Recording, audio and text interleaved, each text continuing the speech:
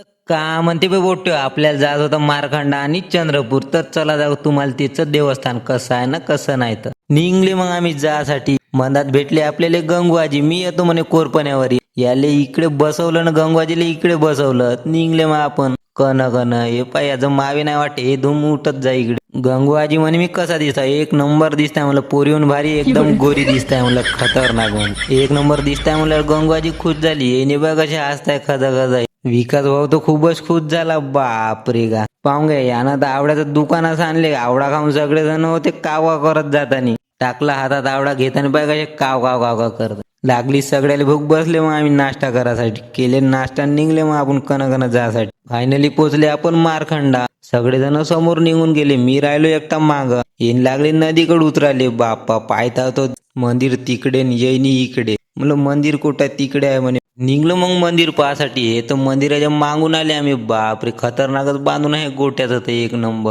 मंदिराचा रस्ता इकडून आहे म्हणे मागून, इकडून मागून राहीन म्हणले. नुसतं इकडे तिकडे दांदरत होते कुठून जायचं आहे म्हणून मंदिर. या मंदिराचं दर्शन करा सोडून दिले आणि इकडे आले आम्ही फिरायला. पाहून किती खतरनाक रस्ता आहे. तर चला दाखवत तुम्हाला मग नदीचा नजारा. पाहून किती खतरनाक आहे तर नदीचा नजारा. आम्ही आले ते नदीकडे आंघोळ करायसाठी. आंघोळ करून दर्शन घ्यावं म्हणले. बाहेरचा नजारा मंदिराचा एवढा खतरनाक आहे, तर अंदरून किती खतरनाक असेल. जर तुम्हाला पाहायचं असेल तर तुम्हीच जाऊन पाहून घ्या.